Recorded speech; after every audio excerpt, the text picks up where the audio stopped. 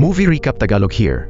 Sa kanilang paglalakbay upang hanapin ang Firefly Organization, patuloy na nagkukwento si Joel kay Ellie para pasayahin ito. Bigla niyang naalala ang isang alaala mula 20 taon na ang nakalipas. Ayon kay Joel, iyon ang araw na hinding-hindi niya makakalimutan. Noong gabi bago iyon, masaya pa silang nanonood ng TV ng anak niyang si Sarah at binigyan pa siya nito ng magandang relo bilang regalo. Ngunit kinabukasan, tuluyang binalot ng kaguluhan ang mundo kung saan-saan nagsulputan ang mga infected at hindi nakaligtas si Sarah sa trahedya. Nakalimutan niya ang babala ng kanyang guro na huwag gumala pagkatapos ng klase. Araw iyon ng kaarawan ng kanyang ama. Pagkatapos ng klase, dali-dali siyang pumunta sa repair shop ng relo upang ipaayos ang paboritong relo ng kanyang ama. Sa labas, walang tigil ang pag-alingaw-ngaw ng mga sirena ng pulis. Hindi iyon ganong ikinagulat ni Sarah dahil madalas nang may mga insidente ng pananakit nitong mga nakaraang araw. Pero kapansin-pansing balisa ang may-ari ng shop at agad nitong isinara ang tindahan. Napansin din ni Sarah na mas marami ang mga sasakyan ng pulis kaysa karaniwan. Mabuti na lang na ayos ang relo ng kanyang ama. Agad siyang pinaalis ng may-ari ng shop. Dahil hindi pa tapos sa trabaho ang kanyang ama, pumunta muna si Sarah sa bahay ng kapitbahay at nakitang nakatitig ang aso sa matandang babaeng nakaupo sa wheelchair. Hindi naman iyon ganong pinansin ni Sarah, ngunit paglabas niya, nakita niyang may mga fighter jet na lumilipad sa himpapawid. Unti-unti siyang kinabahan. May seryoso na bang nangyayari ngayong araw? Lumipas ang 10:00 ng gabi bago nakauwi ang kanyang ama. Halatang pagod ito at walang birthday cake o anumang selebrasyon. Pero nang ibigay ni Sarah ang naipaayos na relo na parang bago na ulit, labis na naantig si Joel. Habang nanonood sila ng TV, biglang tumunog ang telepono ni Joel. Ang nakababatang kapatid niyang si Tommy ang tumatawag mula sa presinto matapos makasakit ng isang tao. Kailangan niya si Joel upang piyansahan siya.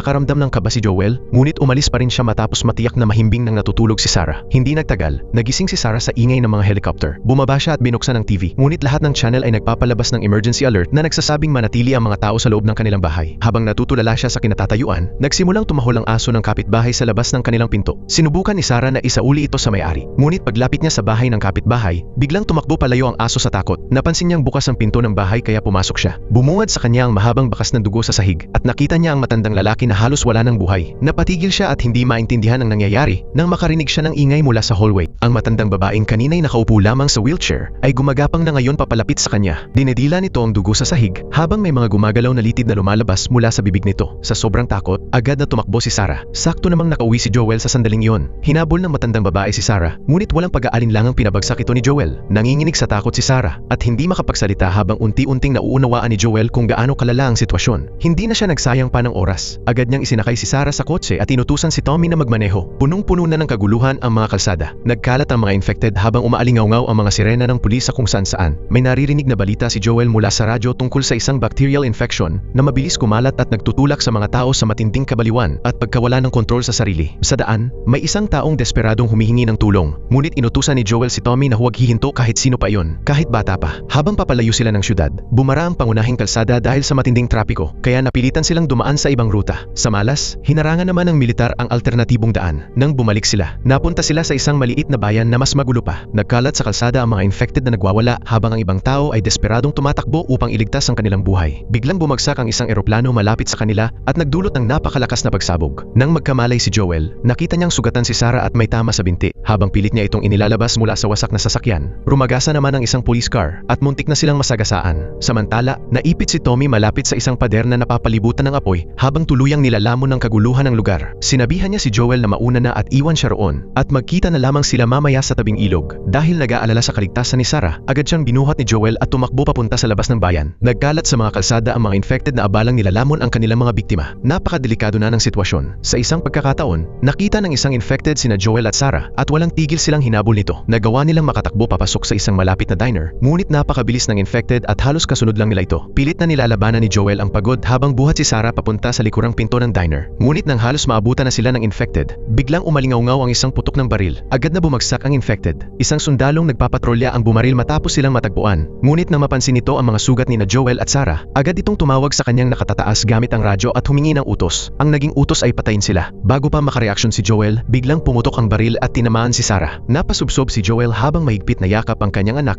nang gumulong sila pababa ng isang dalisdis. Habang naghahanda namang barilin ng sundalo si Joel, bigla itong tinamaan ng bala mula sa ibang direksyon. Si Tommy yon na dumating sa tamang oras. Tumingin si Joel sa kanyang anak, habang walang tigil ang pag-agos ng dugo mula sa sugat nito. Unti-unting humihina ang paghinga ni Sarah. Dali-daling binuhat ni Joel ang kanyang anak papunta sa ospital, habang si Tommy naman ay natigilang nakatayo sa matinding dalamhati. Alam na hindi na makakaligtas si Sarah. Sa isang iglap, lumipas ang 20 taon. Nabigo ang sangkatauhan na makagawa ng lunas o bakuna. 20 taon nang pinahihirapan ng hindi kilalang virus na ito ang mundo, at wala pa ring senyales ng paghinto nito. Nagtatag ang gobyerno ng mga quarantine zone kung saan pinagsama-sama ang mga natitirang survivor. Paminsan-minsan ay tumatanggap sila ng mga tao mula sa ibang lugar. Ngunit dumaraan muna ang mga ito sa mahigpit na pagsusuri upang matiyak na hindi sila infected. Mahigpit ang mga batas sa loob ng mga zone na ito. Kailangang mapanatili ang kaayusan. Limitado ang pagpasok at paglabas. At ang sinumang lalabag sa batas ay isinasagawa sa pampublikong bitayan. Ito ang malupit na realidad ng buhay sa mundong wasak na ng apocalypse. Para mabuhay, kailangan magtrabaho kapalit ng ration cards para sa pagkain. Nabubuhay si Joel sa paghahakot ng mga bangkay ng infected at sapat lamang ang kinikita niya para sa 3 pagkain sa isang araw. Ngunit mayroon din siyang sariling paraan upang makaraos. Palihim siyang kumukuha ng mga pampatulog at ibinebenta ito sa mga sundalong hindi makatulog. Delikadong gawain iyon, ngunit sapat ang kinikita niya upang mabuhay. Gayunpaman, ang pinakamalaking alalahanin ni Joel ay si Tommy. Mahigit 3 linggo nang nasa mission si Tommy nang walang anumang balita. Sinabi ng communications officer kay Joel na ang huling mensahe ni Tommy ay ipinadala mula sa sand station. Hindi na nagtanong pa si Joel kung saan eksaktong lokasyon nito dahil iniisip niyang kung may nangyaring masama kay Tommy, malamang na malapit lamang iyon. Lubos nang magulo ang mundo, at sa dami ng grupong nag-aagawan sa kapangyarihan, ang Firefly Organization ang pinakamakapangyarihan. Laganap ang pagnanakaw maging sa loob ng quarantine zones, kung saan nagsulputan ang iba't ibang rebelding grupo. Ang tunay na kapangyarihan ay nasa kamay ng may pinakamaraming armas. Ngunit hindi gaanong pinapansin ni Joel ang mga labanang iyon. Ang pinakamahalaga para sa kanya ay mahanap si Tommy. Kinaumagahan, nagdala ng masamang balita ang kaibigan niyang si Tess. Nanakaw ang baterya ng kanilang sasakyan. Sa kasalukuyang panahon kung saan unti-unti nang nawawala ang teknolohiya, hindi lamang gasolina kundi maging mga baterya ng sasakyan ay naging napakabihira at mahalaga na rin. Lalong nabigatan si Joel. Kung walang sasakyan, imposibleng mahanap nila si Tommy. Kailangan nilang mabawi ang baterya. Gumastos ng malaki sina Joel at Tess upang makakuha ng impormasyon tungkol sa pinagtataguan ng mga magnanakaw.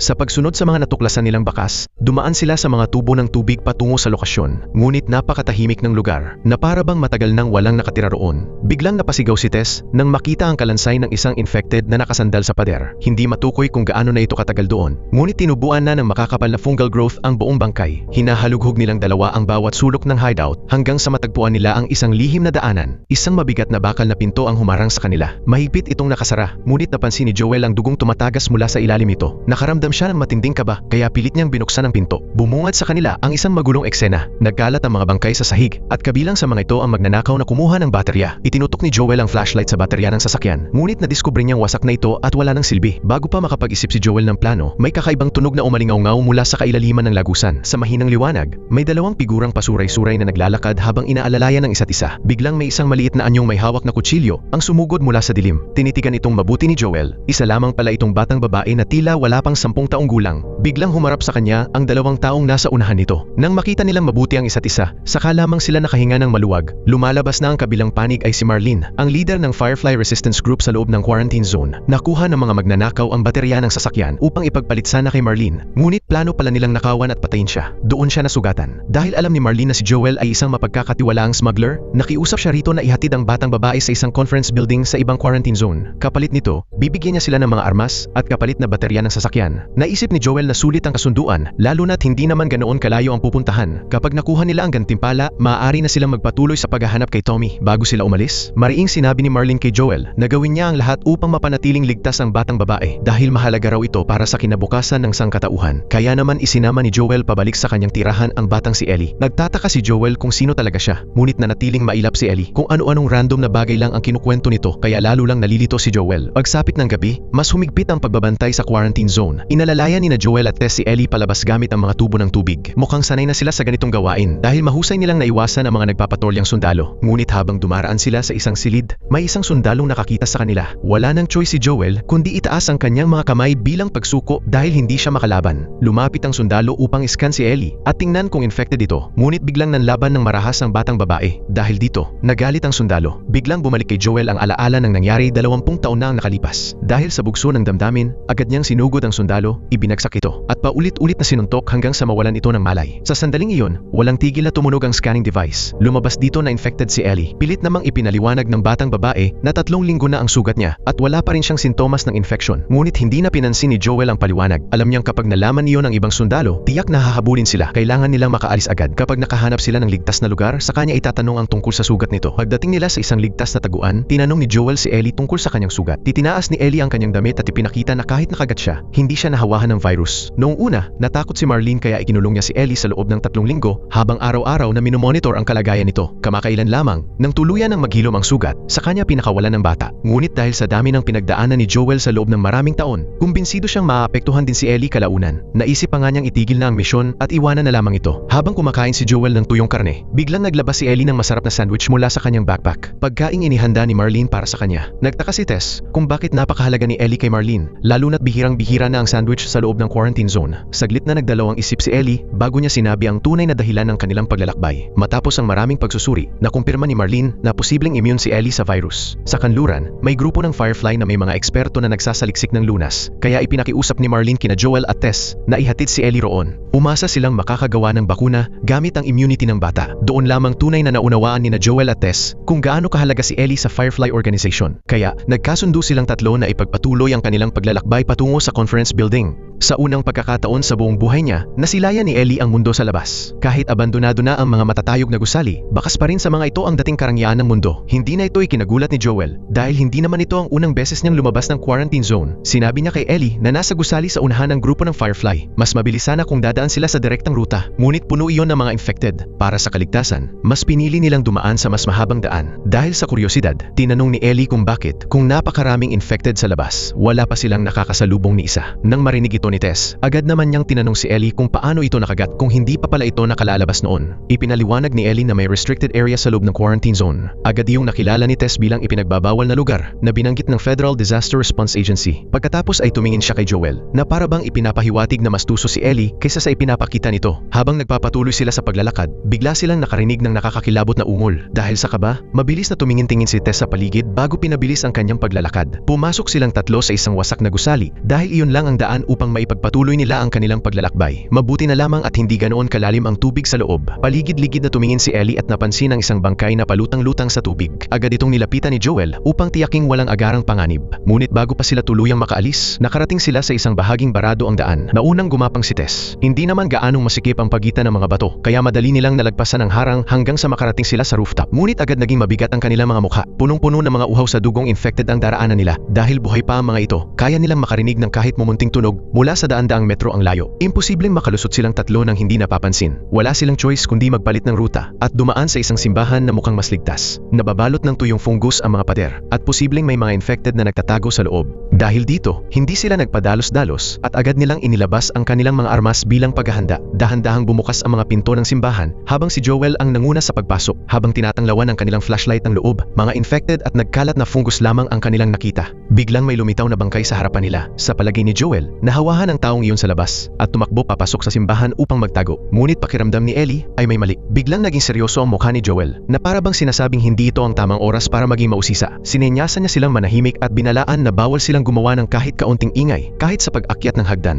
Sigurado si Joel na may mga infected sa loob ng simbahan. Habang umaakyat sila, lalo lamang dumadami ang tuyong fungus at mga bangkay. Namistulang isang napakalaking libingan ang buong lugar. Hindi sinasadyang natapakan ni Ellie ang tuyong braso ng isang bangkay at ang tunog nito ay nagpahinto sa kanilang lahat sa takot na baka marinig sila. Mabuti na lang, hindi sila napansin ng mga infected. Ngunit bago pa sila makapagpakalma, biglang gumuho ang pader sa tabi nila at nabara ang kanilang daraanan. Hindi sila halos makahinga sa kaba. Isang payat at maitim na nilalang ang dumaan sa harapan nila. Dahilan upang lalong kabahan si Joel. Agad niya silang sinenyasang magtago sa likuran niya. Napakasensitibo ng mga infected sa tunog kaya kailangan nilang manatiling tahimik. Hindi nagtagal, napuno ng nakakatakot na ungol ng mga infected ang buong gusali. Unang beses pa lamang ni Ellie makaranas ng ganoong sitwasyon kaya nagsimula siyang huminga ng mabigat dahil sa takot. Agad nagpaputok si Joel ng kanyang baril. Ngunit isang infected ang sumugod sa kanila dahilan upang magkahiwa-hiwalay silang tatlo sa gitna ng kaguluhan. Habang desperado silang naghahanap ng mapagtataguan, nag-aalala si Joel para kay Ellie. Matapos makaiwas sa mga infected, muli niya itong nakita. Habang paalis na sana silang dalawa, hindi sinasadyang natapakan ni Joel ang isang basag na salamin. Dahil sa tunog, agad silang napansin ng mga infected sa paligid. Mabilis siyang nagpaputok at napatay ang isa. Ngunit may isa pang infected na lumitaw. Mabilis namang kumilos si Tess, na nagtatago sa gilid, at sinaksak ito sa ulo gamit ang kutsilyo. Nakisabay si Joel at tuluyang binaril ang infected hanggang mamatay ito. Kahit nakagat si Ellie, nagpanggap itong parang walang nangyari dahil naniniwala siyang poprotektahan siya ng kanyang immunity. Samantala, na-dislocate naman ang paa ni Tess. Bagamat hindi naman malala ang pinsala, kapansin-pansing balisa nagsalisa si Tess tungkol dito. Mabilis niyang hinabol sina Joel at Ellie na pansamantalang huminto upang tingnan ang paligid. Agad niya silang pinagmamadaling magpatuloy. Matapos nilang malampasan ang simbahan, isa na lamang pang bahagi ng daan ang kailangan nilang tawirin bago marating ang kanilang destinasyon. Nagtaka si Ellie nang makita ang napakalaking hukay at ipinaliwanag ni Tess na dulot iyon ng pagkalat ng virus. Samantala, sa isang lungsod na hindi pa naaapektuhan ng pandemya, isang kilalang eksperto sa virus ang tahimik na nag-aalmusal nang biglang dumating ang grupo ng mga sundalo at isinama siya sa isang lihim na laboratorio. Hindi sila nagbigay ng masyadong paliwanag at basta na lamang sinabi sa kanya na suriin ang sample ng virus gamit ang mikroskopyo. Pagkakita pa lang niya rito, agad niya itong nakilala bilang Cordyceps KPT. Nang sabihin ng mga sundalo na nakuha nila ito mula sa katawan ng tao, biglang naging seryoso ang ekspresyon ng eksperto. Noong una, hindi kayang mabuhay ng Cordyceps KPT sa katawan ng tao. Ngunit dahil ayaw nang magpaliwanag pa ng mga sundalo, dinala na lamang nila siya sa isang bangkay. Mabilis na sinuri ng eksperto ang paligid at napansin ang marka ng kagat sa paa ng bangkay. Pagkatapos niyang hiwain ang sugatang bahagi, tumambad ang mga kabuting tumutubo sa loob nito. Gamit ang sipit, sinilip niya ang loob ng bibig ng bangkay at may hinugot na gumagalaw at nangingisay na mga hibla. Dahil sa takot, dali-dali siyang umalis sa laboratorio. Inabutan siya ng isa sa mga sundalo ng isang basong tubig at sinabi na natagpuan ang bangkay sa isang gilingan ng harina ilang araw na ang nakalipas. Ayon sa mga saksi, bigla raw nabaliw ang isa sa mga manggagawa at kinagat hanggang mamatay ang ilang tao. Dahil dito, hindi mapigilan ang panginginig ng mga kamay ng eksperto. Ang Cordyceps KPT fungus na kumakalat ngayon ay hindi pa kailanman naitalang nabuhay sa katawan ng tao. Ibig sabihin, wala pang lunas o bakuna laban dito. Ang tanging paraan upang mapigilan ito ay ang wasakin ng buong syudad. Tahimik na nakatitig si Ellie sa malaking bunganga ng bomba sa harapan niya. Dahil ipinanganak siya sa quarantine zone, hindi niya kayang isipin kung gaano kalalang paghihirap ang dinaanan ng sangkatauhan noong panahon ng pagkalat ng virus. Pagkatapos, naging maayos ang sumunod nilang paglalakbay. Sa wakas ay nakarating silang tatlo sa organisasyon ng Firefly. Hindi sila agad pumasok at sinuri muna ang truck na nakaparada sa labas. Nang makita ni Joel ang mga bahid ng dugo sa upuan, nakaramdam siya ng matinding kaba. Pagkatapos, may nakita siyang bangkay sa ilalim ng gulong. Biglang nanigas ang mukha ni Tess habang mabilis niyang hinila si Ellie papasok, kung saan tumambad sa kanila ang mas marami pang nakatambak na bangkay. Hindi nila inaasahan na nalipol na pala ang mga mandirigma ng Firefly Resistance. Napansin ni Joel na isa sa mga bangkay ay infected at malamang iyon ang dahilan kung bakit nalipol ang buong grupo. Si Tess, na halatang iritable at balisa, ay hindi matanggap na nabigo ang kanilang misyon. Biglang nagsalita si Ellie at sinabing nahawahan si Tess. Lumabas na kinagat pala si Tess ng infected sa simbahan at nagsisimula ng kumalat ang virus sa kanyang katawan. Samantala, mabilis namang naghihilom ang sugat ni Ellie na nangangahulugang immune ang kanyang katawan sa virus. Sa sobrang pagkataranta, sinabi ni Tess kay Joel na dalhin si Ellie kina Bill at Frank dahil sila na lamang ang natitirang pag-asa para makagawa ng bakuna. Sa sandaling iyon, gumalaw ang isa sa mga infected kaya agad itong binaril ni Joel. Ang nakakagulat,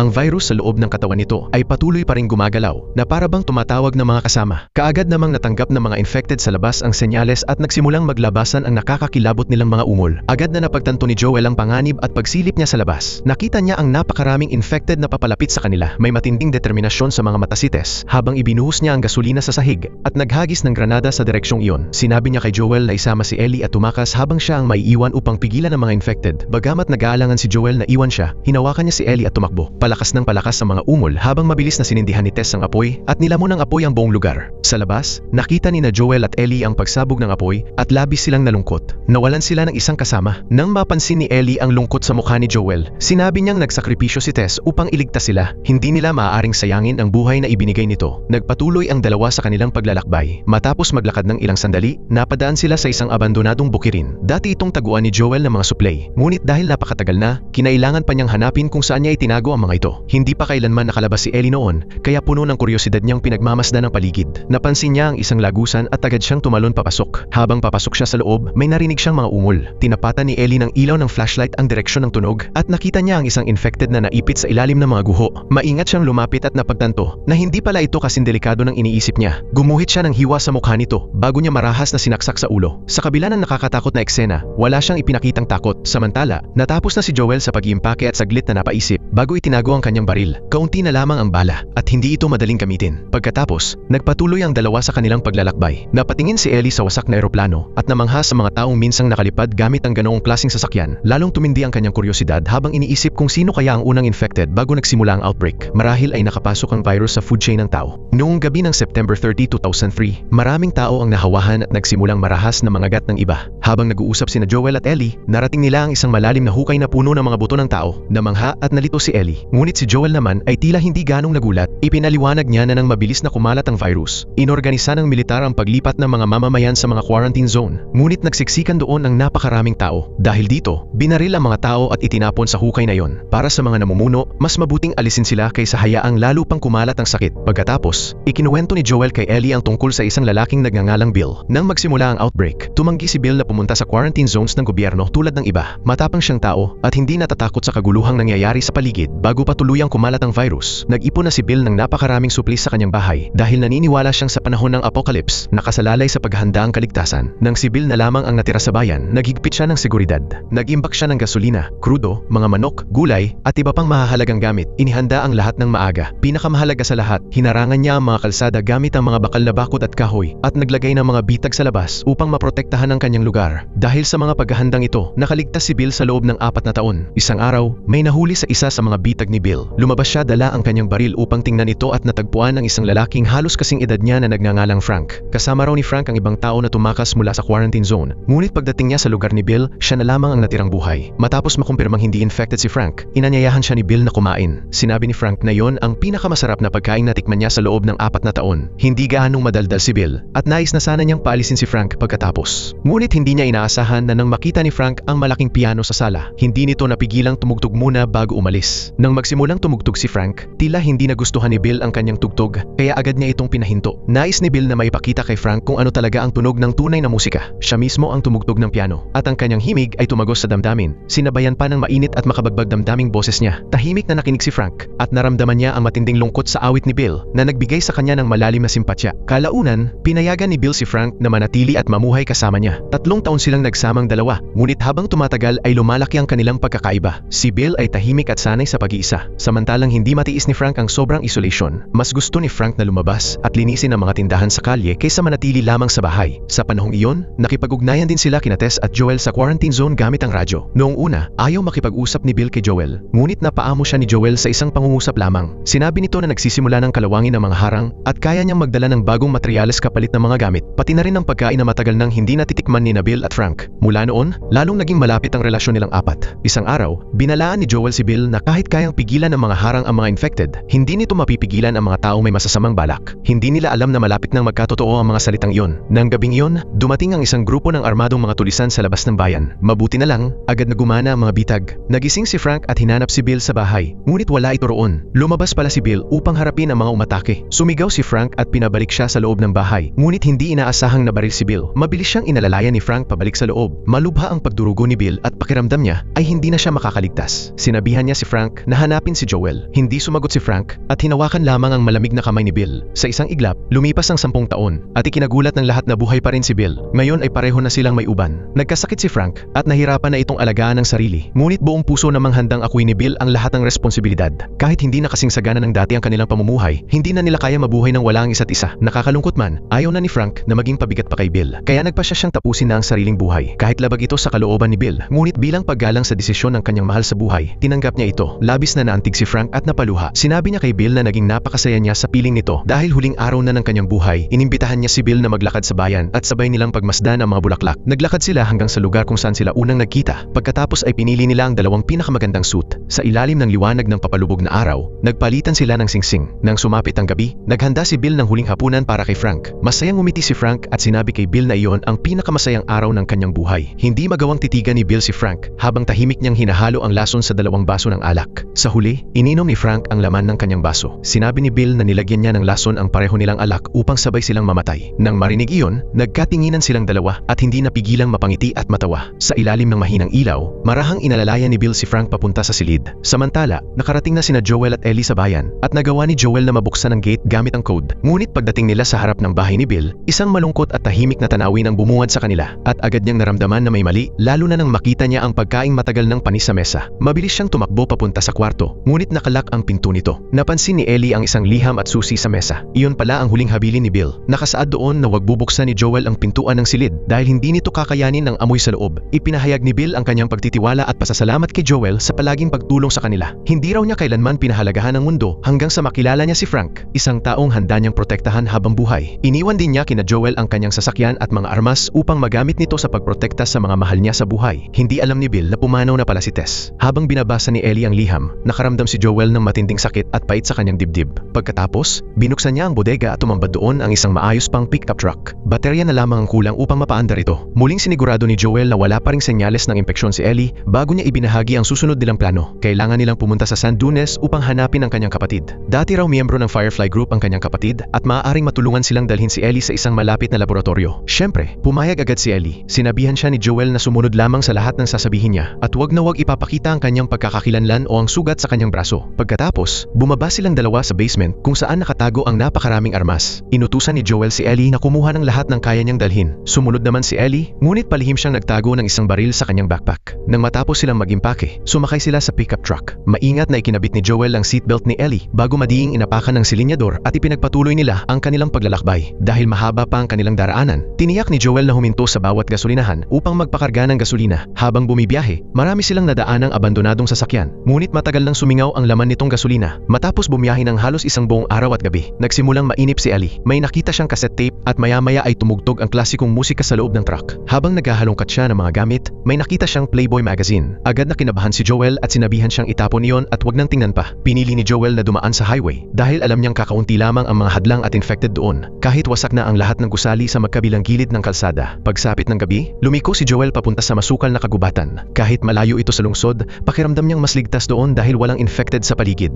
Ngunit hindi sila naglakas loob na magsindi ng apoy upang magluto. Sa halip, kumain na lamang sila ng expired na dilatang pagkain at tiniis kung ano ang mayroon sila. Sa dami ng pinagdaanan ni Joel sa loob ng maraming taon, alam niyang minsan ay mas nakakatakot pa ang mga tao kaysa sa infected. Pagkatapos, naghanda silang matulog gamit ang kanilang sleeping mats. Kinabukasan, nagising si Joel at gumawa ng mainit na kape. Pagkatapos, muli silang nagpatuloy sa biyahe. Tiningnan ni Ellie ang mapa at nakita niyang isang araw at isang gabi pa ang layo nila sa kanilang destinasyon. Nasasabik si Ellie sa paglalakbay nilang dalawa upang hanapin ang kapatid ni Joel. Hindi naman nag-atubiling magkwento si Joel tungkol kay Tommy. Sinabi niyang noon pa man ay pangarap na nitong iligtas ang mundo. Kaya pagkatapos nitong makatapos ng high school ay agad itong sumali sa hukbo. Pagkatapos ng pagkalat ng virus, sumali si Joel sa grupo ni Tommy upang protektahan ito at nagtungo sila sa Boston. Doon niya nakilala si Tess. Habang si Tommy naman ay nakilala si Marlene. Kalaunan, sumali si Tommy sa Firefly Group. Ngunit para kay Joel, niloloko lamang nito ang sarili. Biglang tinanong ni Ellie si Joel, kung wala ng pag-asa, bakit patuloy pa ring nabubuhay ang mga tao? Simple lamang ang pag-asa ni Joel, ang protektahan ang mga taong mahalaga sa kanya. Kaya niya hinahanap si Tommy. Kuryosong nagtanong si Ellie, pamilya mo ba ako? Ngunit malamig na sumagot si Joel na isa lamang siyang kargamento. Gayunpaman, nangako siya kay Tess na poprotektahan niya ito. Habang nag-uusap sila, napansin nilang padami ng padami ang mga abandonadong sasakyan sa daan. Napilitang huminto si Joel dahil may truck na nakaharang sa kalsada. Maingat niyang sinuri ang paligid at napagtantong hindi niya kayang alisin mag-isa ang harang. Ang tanging paraan ay ang dumaan sa ibang ruta. Ngunit nangangahulugan iyon na kailangan nilang lumihis mula sa highway at pumasok sa isang residential area na mas mapanganib.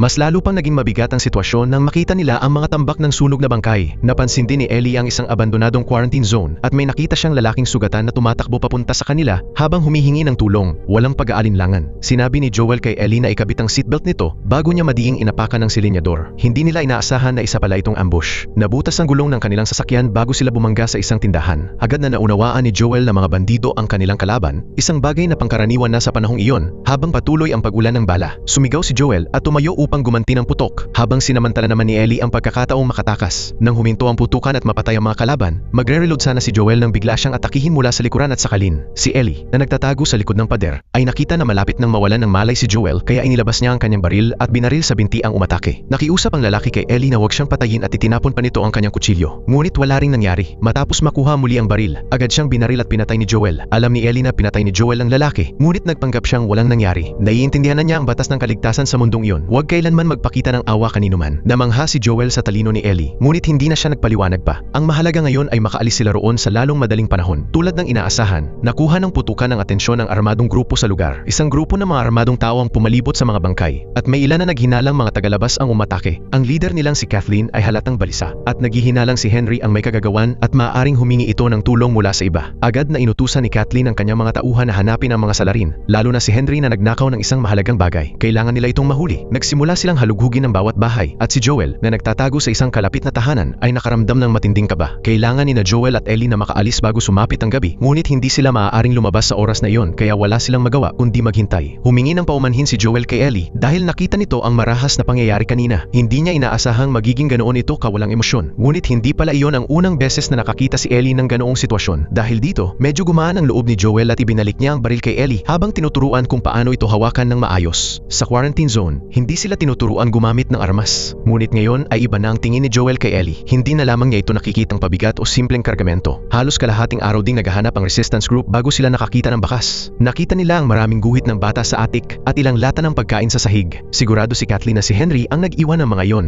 Dahil nauubusan na ito ng pagkain, malamang ay sinama nito ang bata at nagtago sa ibang lugar. Biglang may narinig na ingay mula sa ibaba. Binuksan ni Kathleen ang pinto at tumambad sa kanya ang isang malaking butas sa sahig. Agad siyang lumabas ng silid dahil napagtanto niyang may nakakatakot na bagay sa basement. Minutusan niya ang kanyang mga tauhan na selyuhan ng gusali at sinabing mamaya na nila aasikasuhin ang problema. Ngunit ang pinakamahalaga muna ay mahanap ang salarin. Samantala, nakarating na sina Joel at Ellie sa isang abandonadong gusali na may 42 palapag. Nagpa siya si Joel na umakyat dahil naniniwala siyang mas ligtas sila habang mas mataas ang kanilang kinaroroonan at mas madali nilang matatanaw ang daraanan kapag sumikat na ang araw. Nakarating sila hanggang 40th floor kung saan pumili si Joel ng silid na kanilang pagpapahingahan. Maingat niyang inilagay ang mga bubog sa harap ng pinto upang walang makapasok. Nakaramdam si Joel ng kaunting guilt dahil pakiramdam niya ay masyado pang bata si Ellie upang makakita ng ganoong kararahas na eksena. Biglang nagtanong si Ellie kung namamana ba ang pagtatay. Napalingon si Joel at hindi napigilang matawa sa napakawalang kwentang tanong nito. Unti-unting naging mas magaan ang malamig at madilim na silid. Hindi malinaw kung gaano katagal ang lumipas nang magising si Joel dahil sa boses ni Ellie. Pagdilat niya ng mga mata,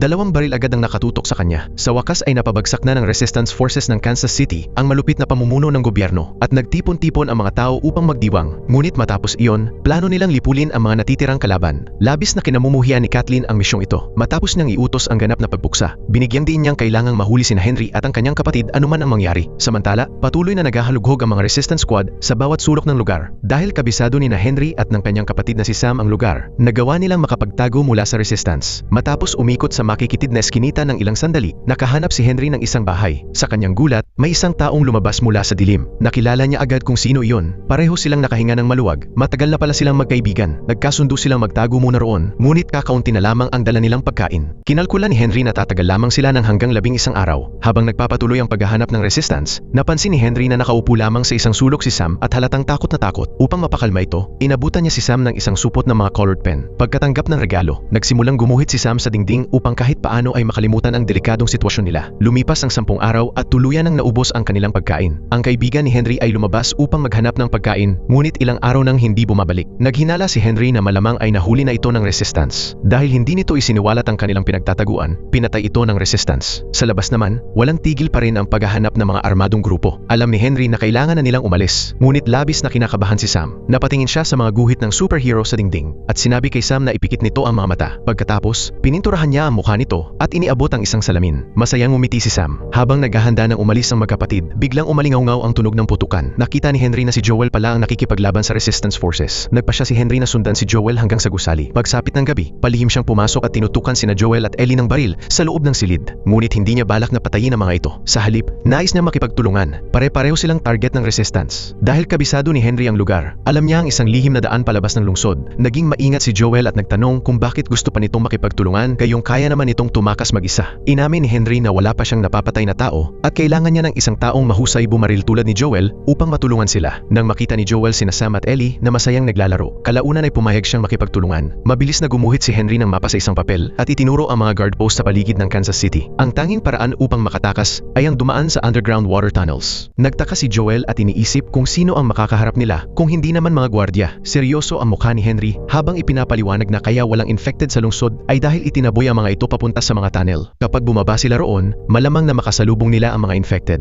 Tiniyak ni Henry kay Joel na kakaunti lamang ang infected doon, marahil 1 o 2 lang. Alam ni Joel na mapanganib iyon, ngunit iyon lamang ang natitirang paraan upang makatakas. Nagtungo silang 4 sa istasyon ng tren kung saan kailangan nilang dumaan sa underground water tunnels upang makalabas sa lungsod na puno ng resistance forces. Madilim at nakakatakot ang daan sa kanilang harapan. Maingat silang naglalakad habang laging handa sakaling may infected na biglang sumulpot anumang oras. Hindi nagtagal, may natuklasan silang basement na puno ng mga guhit sa 4 na dingding at nagkalat ang iba't ibang supply sa sahig. Hindi ganong nagulat si Joel. Nang unang kumalat ang virus, maraming survivors ang nagtago rito sa ilalim. Ngunit sa malas ay hindi rin sila nakaligtas sa panganib. Ngunit sina Ellie at Sam ay tila walang pakialam sa paligid nila. Masaya silang naghanap ng mga laruan na maaaring paglaruan. Lumaki ang 2 bata sa mundong wasak matapos ang apocalypse, kaya wala silang ideya kung gaano kalupit ang mga pangyayaring dulot ng virus. Noong una itong kumalat kumalat. Napabuntong hininga si Henry sa ginhawa nang makita niyang muli nang masaya ang kanyang nakababatang kapatid. Nauunawaan ni Joel si Henry dahil alam niyang sumama ito sa grupo upang mabuhay at mapalaki ang kanyang kapatid. Iyon din ang dahilan kung bakit walang tigil silang hinahabol ng resistance. May leukemia si Sam at ang tanging paraan upang makakuha ng gamot ay ang makipagkasundo sa mga namumuno kapalit ng isang bagay. Upang mailigtas ang kanyang kapatid, napilitan si Henry na ipagkanulo at ipapatay ang leader ng resistance, isang taong dati niyang iginagalang. Nagkataon namang si Kathleen, ang kasalukuyang leader, ay kapatid ng pinatay ni Henry. Mabuti na lang, matagumpay na nakalabas ang apat mula sa tunnels at nakatakas sa lungsod. Iminungkahi ni Ellie na sumama na lamang ang magkapatid sa kanila upang hanapin ang iba. Ngunit tumanggi si Joel. Biglang nabasag ang katahimikan dahil sa tunog ng putok ng baril kaya mabilis silang nagtago sa likod ng sasakyan. Sa kabilang kalye, may sniper na nakatutok sa kanila. Alam ni Joel na hindi sila maaaring manatiling nakatago habang buhay. Sinabi niya kay Ellie na manatili sa pwesto habang siya ang haharap sa panganib. Patuloy namang lumilipat si Ellie sa iba't ibang taguan at nagpapasalamat na hindi ganong tama ang mga putok ng kalaban. Dahan-dahang lumapit si Joel sa pwesto ng sniper. Matapos maingat na buksan ang pinto, palihim siyang umakyat sa ikalawang palapag at natuklasang isang matandang lalaki lamang pala ang sniper. Paalis na sana si Joel nang biglang tumunog ang radyo at narinig niya ang boses ni Kathleen na nagsasabing may paparating ng reinforcement upang hulihin sila. Agad na sumigaw si Joel upang balaan ang iba na tumakbo. Ngunit huli na ang lahat. Dumating na ang grupo ng resistance, may kasamang truck at mga armadong sundalo na humahabol sa kanila. Sa kritikal na sandali, tumutok si Joel mula sa ikalawang palapag at binaril ang driver ng truck. Nawalan ito ng kontrol at bumangga sa isang gusali. Isang malakas na pagsabog ang yumanig sa paligid at nagdulot ng kaguluhan sa resistance. Habang unti-unting nawawala ang usok, agad na inutusan ni Kathleen ang kanyang mga tauhan na hanapin ang grupo. Alam ni Joel na walang saysay ang lumaban ng harapan kaya nagtago muna siya. Si Henry, na nagkukubli sa likod ng bus, ay alam na mahuhuli rin sila kalaunan. Para sa kaligtasan ni Sam at Ellie, lumabas siya at nakiusap kay Kathleen na patawarin man lang ang mga bata. Ngunit sa kanyang pagkagulat, tumanggi ito. Habang itinutok ni Kathleen ang baril upang patayin si Henry, biglang sumabog ang truck at bumagsak sa isang malaking hukay. Mula roon ay umalingaw-ngaw ang nakakatakot na mga sigaw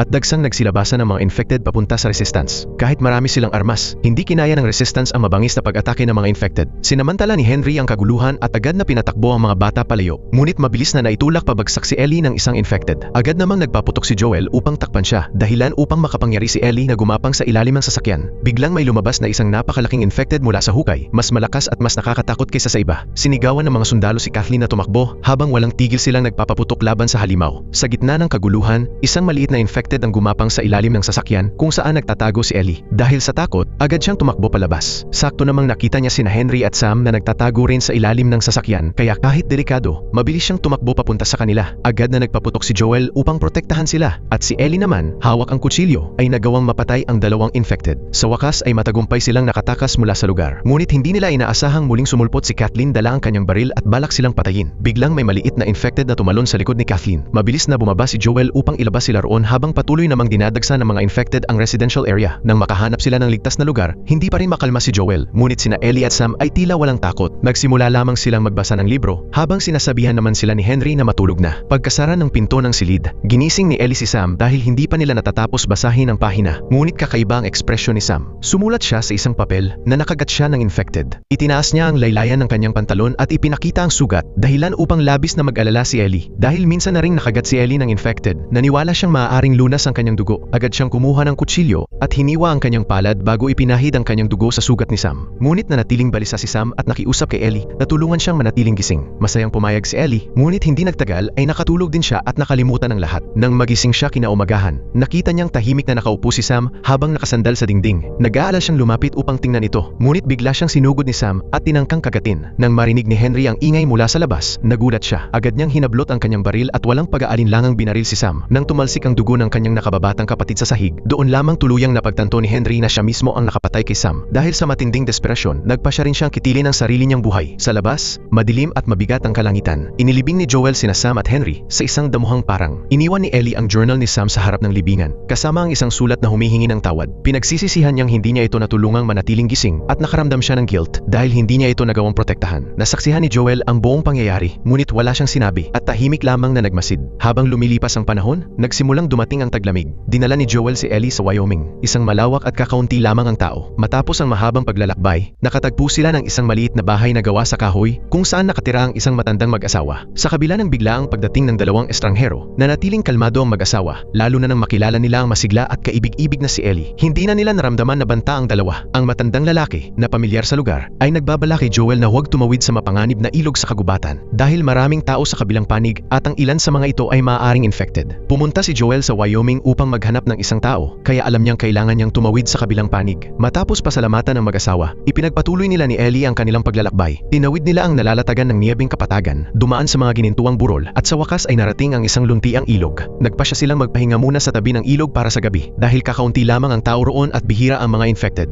Buong tapang na nagsindi ng apoy si Joel, at may magagandang liwanag na lumitaw sa kalangitan, dahilan upang ma-excite si Ellie sa kanilang kasalukuyang buhay. Habang nagpapatuloy ang kanilang paglalakbay, si Ellie, na buong buhay ay namuhay lamang sa quarantine zone, ay nakilala lamang ang mundo sa pamamagitan ng mga librong nababasa niya sa library. Ngayon, habang papalapit sila sa kanilang layunin, nagsimula siyang mangarap ng buhay matapos makahanap ng lunas para sa virus. Ngunit si Joel ay may mas simpleng pangarap. Gusto lamang niyang makahanap ng lugar na walang tao, magtayo ng maliit na bahay, at mag-alaga ng ilang hayop tulad ng baka at kambing. Pagsapit ng gabi, sinabi ni Joel kay Ellie na matulog muna habang siya ang magbabantay. Kinaumagahan, biglang nagising si Joel at nagulat nang makitang nakatayo si Ellie sa tabi niya habang may hawak na baril. Pinagalitan niya ito dahil hindi siya ginising upang palitan sa pagbabantay. Ngunit tumango lamang si Ellie nang walang pagtatalo. Nagpatuloy sila sa kanilang paglalakbay at hindi nagtagal ay narating nila ang isang malaking tulay na tumatawid sa ilog. Maingat na nagpaputok si Joel ng ilang bala sa hangin upang tingnan kung may tutugon, ngunit walang anumang reaksyon. Mukhang ligtas ang kabilang panig ng ilog. Matagumpay silang nakatawid ng walang problema at hindi napigilang magreklamo ni Ellie dahil hindi naman pala ganoon kapanganib. Tulad ng sinabi ng matanda, sinundan nila ang agos ng ilog at maya-maya ay nakita nila ang isang malaking dam na nakatayo sa gitna ng tubig.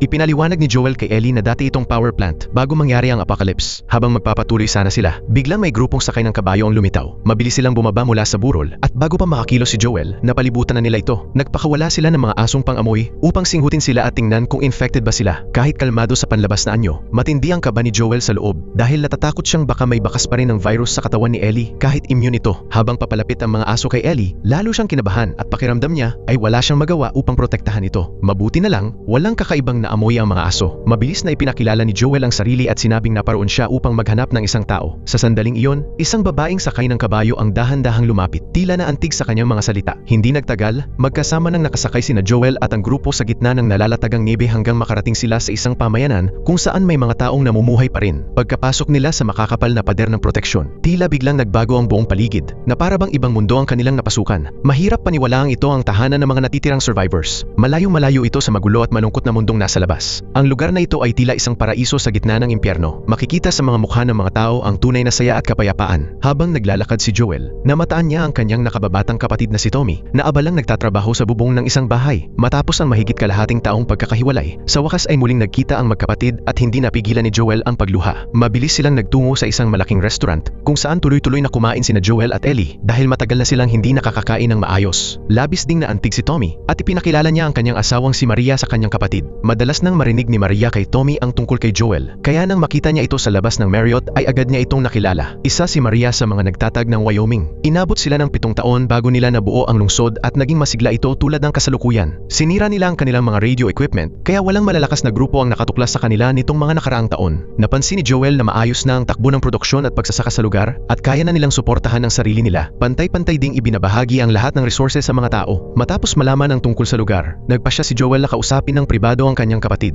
Sinabi niyang hindi siya pumunta roon upang mamuhay ng tahimik dahil ang pinakamahalaga pa rin nilang misyon ay dalhin si Ellie sa base ng Firefly. Ngunit nagsimulang umiwas si Tommy ng tingin. Alam niyang pumunta si Joel upang isama siyang muli. Ngunit nasanay na siya sa kasalukuyang buhay at ayaw na niyang bumalik sa mapanganib na pamumuhay kasama ang kanyang kapatid. Hindi sumuko si Joel at patuloy siyang nangumbinsi. Ngunit hindi nakinig si Tommy at sinabi pa nitong si Joel mismo ang laging naghahanap ng gulo. Biglang nalungkot ang ekspresyon ni Joel. Nagpasya siyang umalis kinabukasan. Marahil dahil sa matinding pagkadismaya, bigla niyang nakita ang anyo ng isang batang babae sa gitna ng mga tao. Ngunit agad niyang napagtanto na matagal nang wala ang kanyang anak na babae. Ngayon, kahit ang sarili niyang kapatid ay hindi na rin nakikinig sa kanya. Samantala, nasa bahay naman ni Tommy si Ellie at masayang naliligo sa maligamgam na tubig. Puno ng mga lumang gamit ang silid, pati na rin ng malilinis at maayos na nakatuping damit. Inihanda iyon ni Maria para sa kanya. Dahil sa kuryosidad, pinulot ni Ellie ang isang transparent na funnel at matapos basahin ang instruksyon, ay nalaman niya kung para saan ito ginagamit. Sa fireplace naman ng sala, may nakasulat sa blackboard na pangalan ng 2 batang namatay na. Matapos magtanong kay Maria, nalaman ni Ellie na isa roon si Sarah, ang anak ni Joel. Hinintay ni Maria na matapos maligo at magbihis ng maayos si Ellie bago niya ito dinala sa sinehan. Isa itong pambihirang luho sa post-apocalyptic na mundo. Ngunit wala sa mood si Ellie manood ng pelikula. Habang tumatakbo ang pelikula, paulit-ulit lamang siyang lumilingon sa paligid. Samantala, si Joel naman ay tahimik pa ring nag-iisip sa kanyang silid. Pumasok si Tommy at inabot sa kanya ang isang bagong pares ng sapatos. Nakaramdam ng guilt si Tommy para sa kanyang kapatid.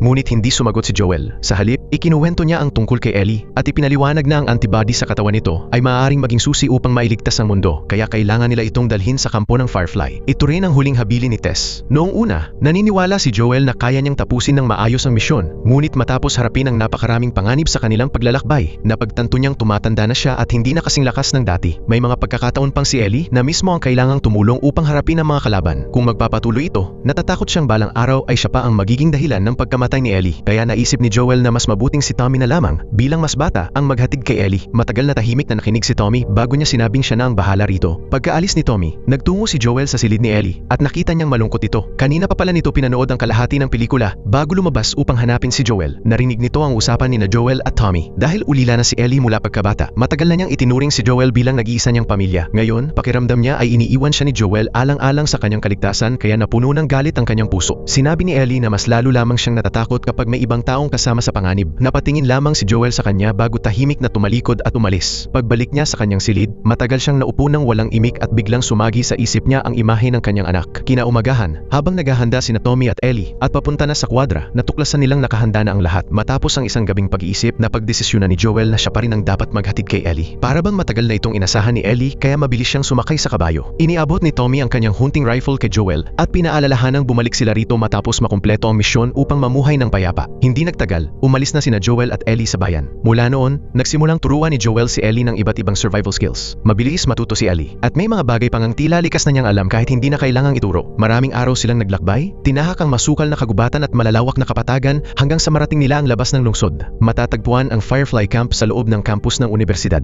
Pagdating nila roon, nagsimulang isipin ni Ellie kung ano kaya ang pakiramdam ng mamuhay bilang isang estudyante sa universidad. Matyagang ipinaliwanag ni Joel sa kanya ang lahat, isa-isa. Biglang may lumitaw na grupo ng mga unggoy sa kanilang harapan. Nahulaan ni Ellie na marahil ay nakatakas sa mga ito mula sa kalapit na laboratorio. Mukhang hindi nakalayuan ang gusali ng Firefly. Ngunit pagdating nila roon, wala silang nakitang mga bantay sa labas. Dahan-dahang kinabahan si Joel. Sa loob, tumambad sa kanila ang nagkalat na mga gamit ngunit walang anumang palatandaan ng buhay. Isang shipping receipt sa mesa, ang nagsiwalat na lumipat na sa ibang lugar ang Firefly Organization. Bigla namang may narinig silang ingay mula sa itaas kaya dahan-dahang lumapit si Joel habang hawak ang kanyang baril. Matapos balaan si Ellie na mag-ingat, maingat niyang itinulak ang pinto habang pilit pinapakalma ang sarili. Sa board, napansin niya ang isang malaking mapa kung saan lahat ng arrow ay nakaturo sa iisang lugar. Lumalabas na lumipat na pala ang Firefly papuntang Salt Lake City. Biglang may narinig silang ingay mula sa labas. Pagsilip nila, nakita nilang may grupong mga rider na paparating. Mabilis na sinenyasan ni Joel si Ellie na sumunod pababa ng hagdan habang balak nilang tahimik na umalis sa gusali. Ngunit bago pa sila makasakay sa kanilang mga kabayo, biglang sumulpot ang isa sa mga rider. Mabilis na umiwas si Joel at sinakal ito hanggang sa mawalan ng malay. Ngunit nasaksak siya sa tiyan habang nakikipagbuno. Pagkabunot niya sa kutsilyo, mas marami pang rider ang lumitaw. Mabilis na sumakay sa kabayo ang dalawa at tumakas habang walang tigil namang nagpaputok si Ellie sa mga humahabol hanggang sa tuluyan nila itong matakasan. Ngunit dahil sa sobrang pagkawala ng dugo, nagsimulang mawalan ng malay si Joel at nahulog mula sa kabayo. Dali-daling lumapit si Ellie upang tingnan siya, ngunit wala itong reaksyon at bakas sa mukha niya ang matinding desperasyon. Noon kasi, si Joel ang palaging tahimik na nag-aasikaso ng lahat, kabilang na ang pagdedesisyon kung saan sila pupunta, kaya hindi kailanman kinailangang mag-alala ni Ellie. Ngayon nasugatan si Joel, pakiramdam niya ay tuluyan siyang nawalan ng direksyon. Hirap na hirap niyang kinaladkad si Joel papunta sa isang kalapit na kubo, ngunit napakalinaw ng bakas ng dugo. Kapag may nakakita nito, madali silang matutuntun. Sa kabila ng matinding sakit, pinagalitan pa siya ni Joel at sinabing umalis na siya agad. Nang tumanggi si Ellie, itinulak siya ni Joel palayo. Naiintindihan ni Ellie kung gaano kalubha ang sitwasyon. Matagal siyang nakatitig kay Joel bago dahan-dahang lumakad papunta sa pinto. Pagkahawak niya sa doorknob, bumalik sa kanyang alaala ang mga pangyayari noon. 6 na buwan ang nakalipas. Isa pa lamang si Ellie sa mga trainees sa quarantine zone. Kasama niyang nagsasanay ang maraming ulila na halos kaedad niya rin. Tahimik at payapa sana ang kanyang buhay hanggang sa may isang estrangherong kumuha ng kanyang headphones. Dahil mabilis uminit ang ulo ni Ellie, agad niya itong sinuntok na nagdulot ng malaking pasa sa kaliwa niyang mata at kaparehong sugat sa mukha ni Riley. Walang magawa ang training supervisor nang makita ang nangyari. Sa buwang iyon, 3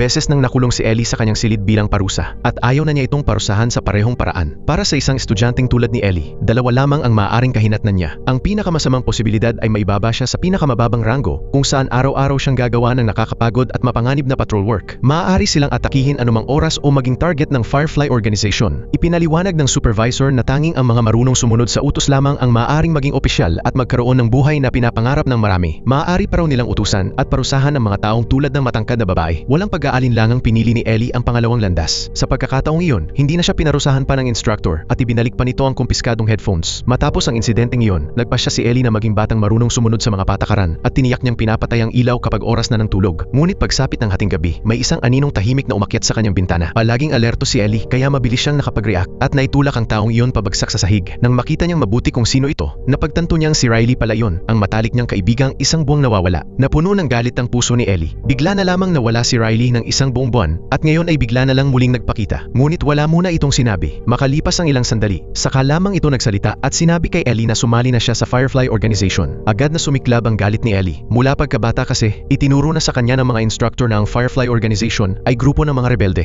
Ngunit hindi nagpaliwanag si Riley. Sa halip, misteryoso nitong sinabi na ipaparanas niya kay Ellie ang pinakamagandang gabi sa buong buhay nito. Sa quarantine zone kung saan mahigpit ang pagbabantay, kinailangan ng dalawang babae na umiwas sa mga gwardya habang palihim silang naglalakad papunta sa madilim na lugar sa unahan. Narating nila ang isang abandonadong bahay at mahusay na umakyat sa bintana upang makapasok. Nagtataka si Ellie kung saan siya dinadala ni Riley. Paulit-ulit lamang itong umiling at ayaw sabihin ang plano dahil mas maganda raw ang sorpresa kapag lihim muna. Sa isang iglap, nakarating sila sa isang pinto at nakita nila sa harap nila ang isang bangkay. Dahil matapang si Ellie, lumapit siya upang tingnan ito at inisip na marahil ay namatay ito dahil sa overdose habang umiinom. Wala siyang takot na hinawakan pa niya ang hindi ubos na bote ng alak. Biglang may malakas na tunog na umalingaw-ngaw nang bumigay ang sahig sa ilalim ng bangkay at tuluyan itong bumagsak sa ibabang palapag. Gusto ni Ellie na hawakan ang baril ni Riley dahil may matindi pa rin siyang galit sa Firefly Organization na nasa likod ng ilang pag-aalsa sa quarantine zone. Matagal na nanahimik si Riley bago siya nagsalita. Isang buwan ang nakalipas. Sa isang tahimik na gabi, lumabas siya upang maglakad at hindi inaasahang nakilala niya si Marlene, ang leader ng Firefly Organization. May paraan ng pagsasalita si Marlene na nagdulot ng matinding pagkalito kay Riley. May kung anong gumising sa kanyang damdamin dahil sa mga salitang iyon. Habang nag-uusap sila, napadaan sila sa isang gusali hanggang sa makarating sa pasukan ng isang napakalaking establishmento. Nagulat si Ellie. Isa pala itong shopping mall, isang lugar na itinuring ng Federal Disaster Response Agency bilang restricted area. Ngumiti si Riley at tumango bago niya inakay si Ellie papasok sa gusali sa pamamagitan ng isang butas. Curious na tumingin sa paligid si Ellie. Sa una ay tila ordinaryong silid lamang ito. Dahan-dahan siyang naglakad.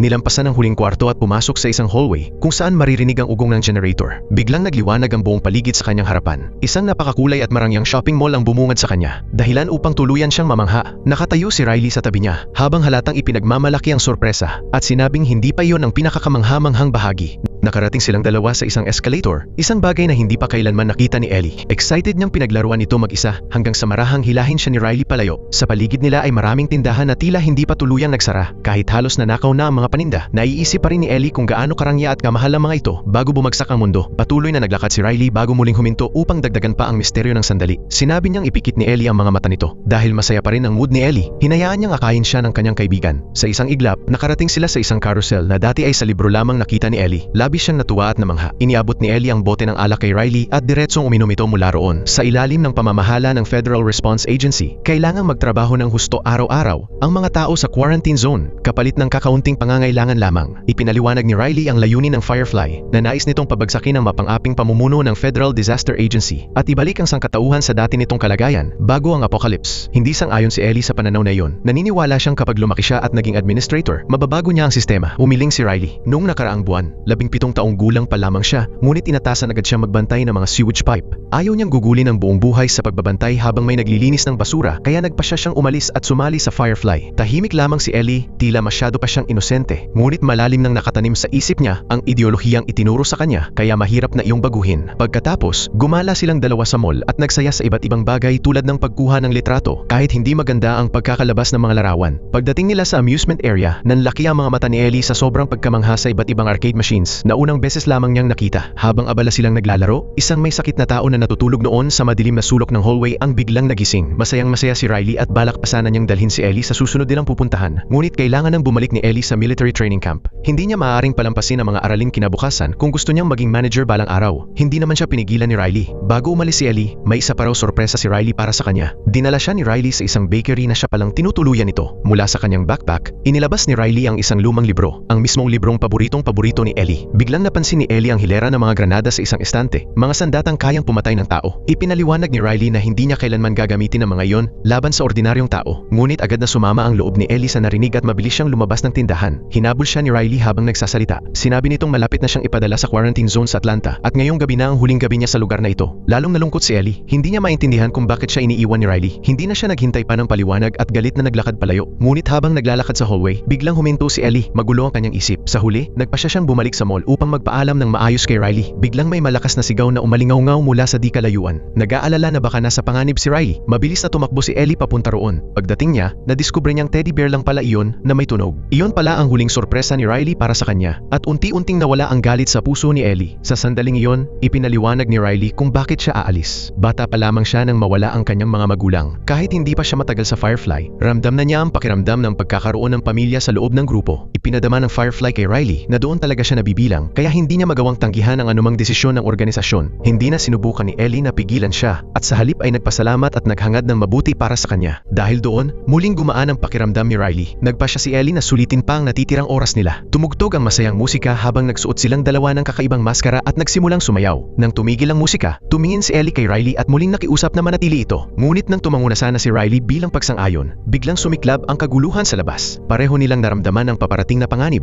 Isang infected na nilalang ang sumigaw at mabilis na sumugod palabas. Mabilis na tumibok ang puso ni Ellie habang tumatakbo silang dalawa palayo rito. Ngunit napakabilis ng infected at mabilis nitong nabawasan ang distansya sa pagitan nila. Wala nang oras mag-isip pa. Agad na inilabas ni Ellie ang kanyang kutsilyo at buong lakas na sinaksak ang infected. Habang pasugod ang nilalang upang kagatin siya, mabilis naman itong hinampas ni Riley ng malakas upang maagaw ang atensyon nito. Sinamantala ni Ellie ang pagkakataon at ibinaon ng malalim ang kutsilyo sa ulo ng infected. Noong una, nakaramdam si Ellie ng excitement dahil matagumpay niyang napatay ang infected. Ngunit agad iyong napalitan ng kaba nang mapansin niya ang kakaibang ekspresyon ni Riley. Hindi nagtagal, napansin ni Ellie na nakagat pala ang kanyang braso. Mas malala pa rito, may malalim ding sugat si Riley sa kanyang braso. Biglang bumagsak sa kanila ang katotohanan ng kanilang sitwasyon. Dalawa lang ang pagpipilian nila, wakasan ang kanilang buhay bago sila tuluyang magbago o hintayin na lamang na maging infected sila. Walang pag-aalinlangang pinili ni Riley ang pangalawang opsyon. Ngunit hindi pa handang sumuko si Ellie. Binalikan ni Ellie sa isip niya ang lahat ng alaala ng kanyang nakaraan, ang mga paghihirap at desisyong pinagdaanan niya. Naalala niya si Joel at alam niyang hindi niya ito maaaring basta iwan. Maaaring hindi na niya mailigtas si Riley. Ngunit kaya pa rin niyang ipaglaban ang buhay ni Joel. Dahil sa panibagong determinasyon, nakahanap si Ellie ng karayom at sinulid sa isang kalapit na kabinet. Sa kabila ng halo-halong emosyon sa mga mata ni Joel, bahagyang pagkadismaya at bahagyang ginhawa, maingat niyang tinahi ang sugat nito. Ngunit kahit naisara na ang sugat, lalo pang lumala ang kondisyon ni Joel at nagsimulang kumalat ang impeksyon. Halos maubos na rin ang kanilang mga suplay at tila napakaliit na ng tsansa nitong mabuhay, lalo na't kakaunti na lamang ang natitirang pagkain. Dinurog ni Ellie ang huling piraso ng pinatuyong karne at ipinakain iyon kay Joel bago niya hinawakan ang kanyang baril at lumabas ng bahay. Maingat siyang tumingin sa paligid at nang makitang walang infected, marahan siyang napabuntong hininga sa ginhawa. Dahan-dahan siyang naglakad papasok sa mas masukal na bahagi ng kagubatan, determinado na makapanghuli agad ng hayop. Mas naging mahirap ang kanyang gawain dahil sa malamig na hangin ng taglamig at kakaunting hayop sa paligid.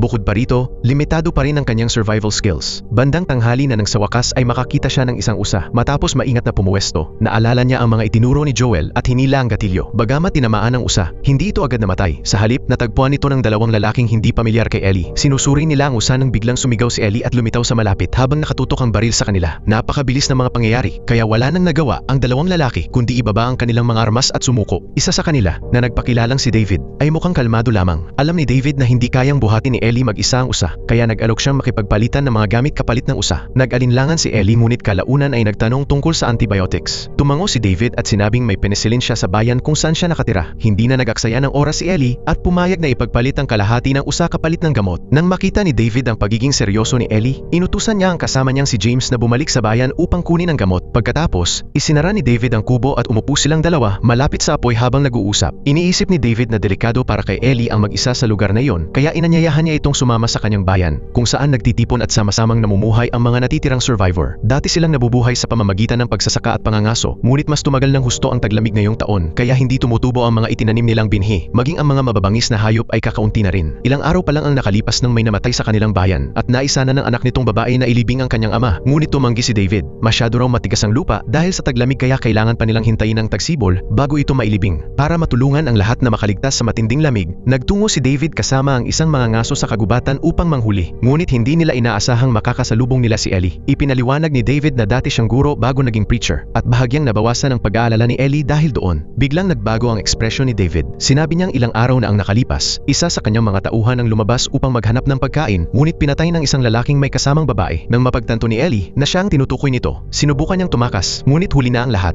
Nasa labas na ng pinto ang mga tauhan ni David habang nakatutok ang kanilang mga baril sa kanya. Mabuti na lang, wala namang balak si David na patayin si Ellie at inutusan pa niya ang kanyang mga tauhan na ibigay rito ang penicillin. Hindi na nangahas si Ellie na banggitin pa ang tungkol sa usa. Mabilis niyang pinulot ang gamot at tumakbo palayo. Nang makita niyang lalo pang lumalala ang sugat ni Joel, nagsimula siyang mataranta at nagpa siyang iturok ang gamot. Matapos mag-isip sandali, nag-ipon siya ng lakas ng loob at direktang itinurok ang gamot sa sugat. Ginawa na ni Ellie ang lahat ng kaya niya para kay Joel. Ngayon, wala na siyang ibang magagawa kundi magdasal at hintayin ang magiging resulta. Ang bayan ay nasa tabi mismo ng gilid ng kagubatan at ramdam sa buong lugar ang matinding lamig at kalungkutan. Hirap na rin ang mga tao tao roon dahil paubos na ang kanilang supply ng pagkain. Nang may isang taong pumasok na may dalang tray ng sariwang karne, tinanong ito ng head chef at nalaman nilang karne pala ito ng usa. Nang maluto ang pagkain, nagsama-sama ang lahat ng survivor sa dining hall. Biglang bumukas ang pinto at pumasok si David dala ang karne ng usang kakakuha lamang nila. Tumahimik ang lahat habang puno ng pagtataka ang kanilang mga mukha sa mangkok ng karne. Makikitang naiinis si David. Agad niyang sinabi na natagpuan na nila ang lalaking pumatay sa kanyang kasama. Kinabukasan, magtitipon sila ng mga tao upang hanapin ang pinagtataguan nito. Sinisi ng anak ng namatay si David dahil hindi agad nito ipinaghiganti ang kanyang ama. Dahil sa galit, nilapitan siya ni David at sinampal. Saka malamig na pinaalalahanan ng lahat na magpakita ng respeto sa kanya. Agad namang tumahimik ang lahat, takot na magsalita. Pagkatapos ideklara ni David na tapos na ang panalangin, nagsimula ng kainin ng grupo ang karne. Paminsan-minsan ay maririnig ang pagkalansing ng mga kutsara at mangkok na para bang pinupuri nila ang sarap ng pagkain. Mabilis na dumating ang sumunod na araw. Sinuri ni Ellie ang sugat ni Joel at napansin niyang malaki na ang pagbuti nito kumpara noong nakaraang araw.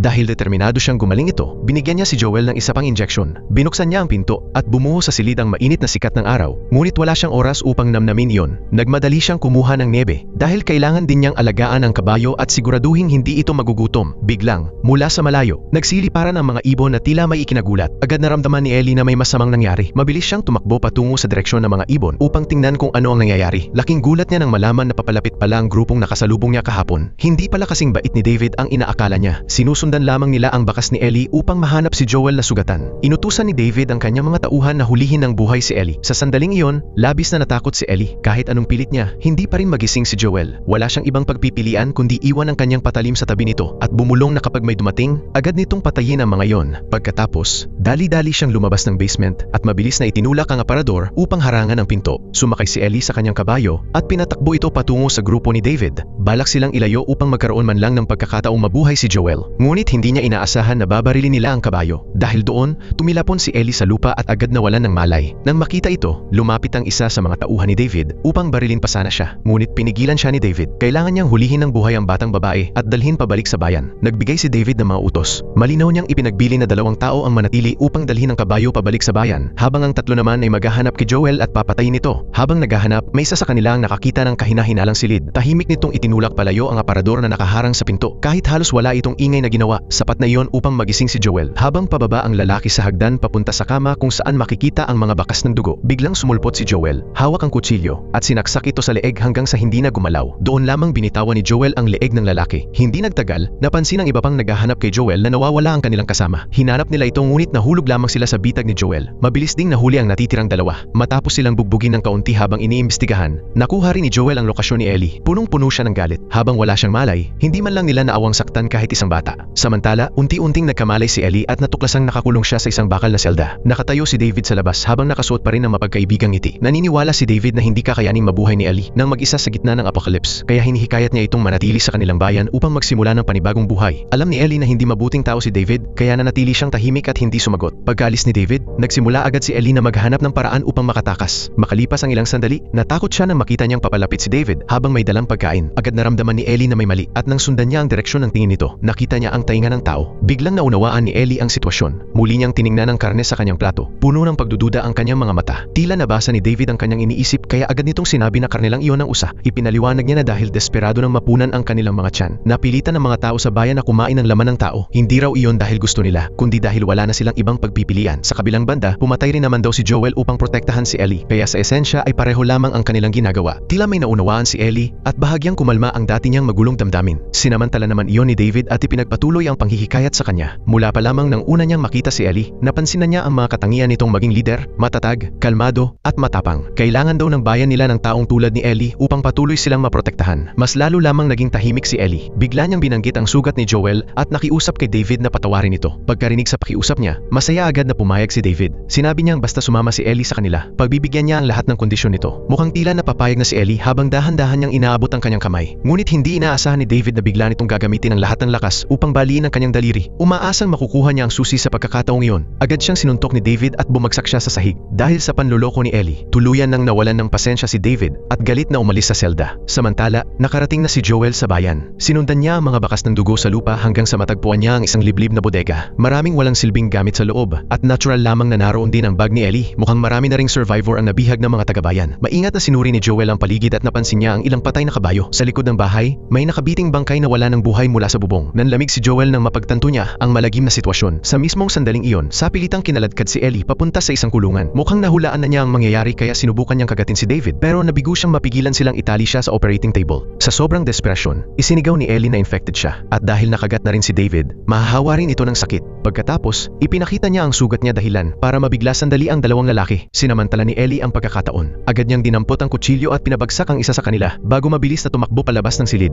Sa malas, nakalak ang pinto. Wala siyang nagawa kundi pulutin ang isang nagliliyab na kahoy sa tabi at hintayin si David na lumapit. Buong lakas niya itong ibinato kay David pero aksidenteng nasunog ang mga kurtina. Hindi pinansin ni David ang mabilis na lumalaking apoy. Baliw na baliw siyang hinahanap si Ellie habang iniisip ang sugat sa kamay nito. Posible kayang may antibodies si Ellie at immune siya sa infection pero hindi handang maghintay na lang si Ellie para mamatay. Mahigpit niyang hinawakan ng kutsilyo at bigla na lamang sumulpot sa likuran ni David. Sa kanya ito sinaksak sa tiyan. Bagamat napaatras si David, hindi pa rin siya sumusuko. Mabilis na binawi ni Ellie ang kutsilyo at muli niya itong ibinaon ng buong lakas. Pagkabukas ni Ellie sa pinto ng dining hall, bigla niyang nakasalubong si Joel na kararating lang. Sa sandaling iyon, tuluyan siyang kumalma at tila nawala agad ang kanyang takot at matinding pag-iisa. Pakiramdam niya ay muli niyang nahanap ang taong masasandalan niya. Matapos makatakas nina Ellie at Joel sa mga panganib ng bayan, ipinagpatuloy nila ang kanilang paglalakbay para hanapin ang base ng Firefly. Habang papalapit sila roon, lalo namang naging tahimik si Ellie at hindi na kasing kulit tulad noon. Napansin ni Joel ang mabigat na atmosfera, kaya sinubukan niyang pagaanin ang sitwasyon sa pamamagitan ng pagkukwento ng mga nakakatawang istorya. Alam niyang kapag narating na nila ang organisasyon ng Firefly, iyon na rin ang araw na magkakahiwalay sila. Ngunit wala ni isa sa kanilang gustong pag-usapan iyon. Hindi nagtagal, nakapasok sila sa isang abandonadong gusali. Nagpasya silang umakyat sa rooftop para magkaroon ng mas magandang tanawin. Hirap na hirap si Joel na itulak si Ellie paakyat. Nang ibinababa na niya ang hagdan para sa sarili niya, tila may napansin si Ellie at bigla itong tumakbo palayo. Medyo nag-aalala si Joel kaya mabilis din siyang umakyat kasunod niya. Doon niya nalaman na may nadiskubre palang bagong laruan si Ellie. Sinundan ni Joel si Ellie hanggang sa gilid ng pader at nakita niya itong nakatitig sa isang giraffe na inaabot ang mga dahon ng puno gamit ang mahaba nitong leeg. Parang batang namangha si Ellie habang tahimik na nakatayo roon. Lumapit si Joel at pumitas ng ilang sanga bago iniabot kay Ellie. Matapos mabusog ang giraffe at tumalis, saka lamang pumayag si Ellie na umakyat sa itaas. Laking gulat niya nang makita ang marami pang giraffe na malayang nanginginain sa damuhan. Pakiramdam niya ay parang hiwalay ang lugar na yon sa magulong mundong nasa labas. Nang makita ni Joel na masaya, walang iniintinding problema si Ellie, nakaramdam siya ng lungkot. Bigla niyang iminungkahi na tigilan na lang nila ang paghahanap sa Firefly dahil maayos naman ang buhay nila ngayon. Ngunit mas naging mature na si Ellie. Naniniwala siyang napakarami na nilang pinagdaanan para makarating hanggang dito kaya hindi sila pwedeng sumuko ngayon. Kaya ipinagpatuloy nilang dalawa ang paglalakbay papunta sa ospital. Pagkatapos nilang dumaan sa isang tunnel, nakakita sila ng hanay ng mga medical tent. Agad itong nakilala ni Joel bilang field hospital na itinayo ng militar bago nagsimula ang apocalypse. Itinuro niya ang sugat sa ulo niya at ipinaliwanag na matapos mamatay ang anak niya, dinala siya sa isang field hospital kinabukasan. Sa panahong iyon, nawala na siya ng gana pang mabuhay. Lumipas ang maraming taon at ngayon ay kaya na ni Joel bangkitin ang kanyang anak nang hindi katulad dati kasakit. Napagtanto ni Ellie na kayang paghilumin ang oras ng sugat. Ngunit sinabi ni Joel na hindi oras ang tunay na nagpagaling sa kanya. Si Ellie iyon. Siya ang naging pinakamahalagang lunas na tumulong sa kanya para magpatuloy. Pagkatapos, inilabas ni Ellie ang kanyang libro at naglaro silang dalawa ng masayang question game tungkol sa mundo. Habang nagtatawanan sina Joel at Ellie, bigla silang nagulat nang may granadang lumipad papunta sa kanila. Bago pa sila makapag-react, mabilis silang nawalan ng malay. Nang magising si Joel, nakita niya ang sarili nakaharap si Marlene, ang leader ng grupong Firefly. Doon niya nalaman na miyembro pala ng Firefly ang taong umatake sa kanila kanina. Tuwang-tuwa si Marlene. Ipinaliwanag niya na nang umalis siya sa lugar ng doktor, kalahati ng mga sasakyang nagbabantay sa kanya ay malubhang nasira. Pero kahit ganoon, nagawa pa rin ni Joel na ligtas na madala si Ellie rito nang siya lang mag-isa. Gayunpaman, ang tanging iniisip ni Joel ay ang kaligtasan ni Ellie at tiniyak naman ni Marlene na inihahanda na siya para sa operasyon. Natuklasan ng mga doktor na ang cordyceps fungus sa katawan ni Ellie ay kasabay na niyang lumalaki mula pa nang siya isilang. Gumagawa ito ng isang kemikal na nagpapadala ng signal sa kanyang katawan, dahilan para ituring ng katawan niya ang fungus bilang natural na bahagi ng sarili niya, kaya nagkaroon siya ng immunity. Saglit na natahimik si Marlene bago siya nagpasiyang magkwento tungkol sa nangyari 10 taon na ang nakalipas. Isang batang buntis na babae ang desperadong tumatakbo sa kagubatan na parang may nakakatakot na nilalang na humahabol sa kanya. Pasuray-suray siyang nakapasok sa isang abandonadong bahay dahil hindi na niya kayang magpatuloy. Humanap siya ng sulok na mapagtataguan at nagsimulang sumigaw sa sobrang sakit. Biglang umalingaw-ngaw sa labas ang tunog ng pintuang marahas na winasak. Agad siyang humugot ng kutsilyo at naghanda sa pinakamasamang maaaring mangyari. Isang clicker ang sumugod papasok. Ngunit dahil sa kanyang mga sugat ay hindi na siya halos makagalaw. Hinintay niyang makalapit ito bago niya sinaksak gamit ang kutsilyo. At sa sandaling mapatay niya ang infected, umalingaw-ngaw ang iyak ng isang sanggol. Naisilang na ang kanyang anak. Ngunit puno siya ng lungkot dahil huli na ang lahat.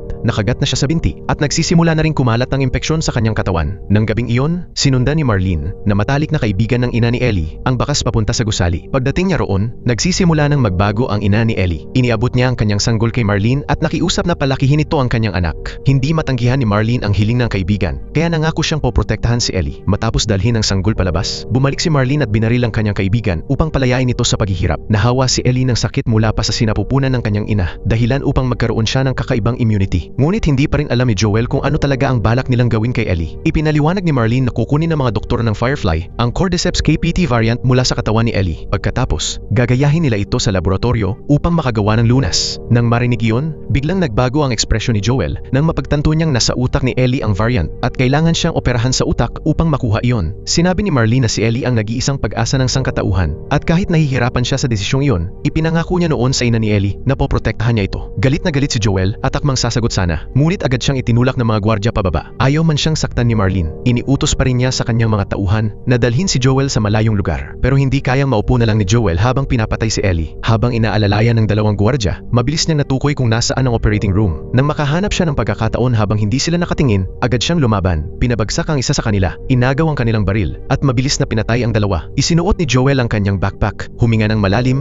at umakyat sa itaas. Kailangan niyang harapin ang lahat ng gwardya roon upang mailigtas si Ellie. Kahit sumuko na ang mga kalaban at hindi na lumalaban, tumanggi si Joel na may iwan na buhay. Nang maubos ang kanyang bala, kinuha niya ang mga baril ng mga kalaban. Dahil sa husay niya sa pagbaril, hindi nagtagal ay nagkalat na ang mga bangkay sa paligid. Nasa harapan na niya ang operating room at nabalot ng matinding kaba ang kanyang puso. Hindi niya alam kung nasimulan na ba ang operasyon ni Ellie. Pagkatapos pakalmahin ang sarili, binuksan niya ang pinto ng operating room at nakita si Ellie. Hindi pa nagsisimula ang operasyon. Agad niyang binaril at pinatay ang pangunahing surgeon bago niya binuhat ang walang malay na si Ellie palabas ng silid. Habang paalis na sana siya sakay ng sasakyan, naghihintay pala si Marlene sa kanya habang may hawak na baril. Sinabi nito kay Joel na makasarili ang kanyang ginagawa at kapag wala siya, wala nang matitirang masasandalan si Ellie. Galit na sumagot si Joel at sinabing hindi si Marlene ang dapat magdesisyon para sa buhay ni Ellie. Iminungkahi ni Marlene na tanungin nila si Ellie at hayaan itong mamili para sa sarili niya. Biglang natahimik si Joel. Habang papalapit si Marlene, agad niya itong binaril. Sa huli, ginawa ni Joel ang kanyang desisyon. Sa pagitan ng mundo at ni Ellie, makasarili niyang pinili si Ellie. Nagbago ang eksena. Nagising si Ellie sa likod ng sasakyan. Mabilis na ipinaliwanag ni Joel na nabigo ang pananaliksik ng Firefly. Hindi raw sila nakahanap ng paraan para makagawa ng bakuna at pagkatapos ay inatake sila ng mga raider. Halos hindi na raw niya nailigtas si Ellie palabas. Ngayon, tapos na ang lahat. Plano ni Joel na dalhin si Ellie sa bayan ng kanyang kapatid. Naubusan ng gasolina ang sasakyan at malapit na sila sa kanilang destinasyon. Isang daanan na lang sa bundok ang pagitan nila rito. Marahil upang itago ang bigat ng kanyang kasinungalingan, tuloy-tuloy lang si Joel sa pagsasalita habang naglalakad sila at nabanggit pa niya ang kanyang anak.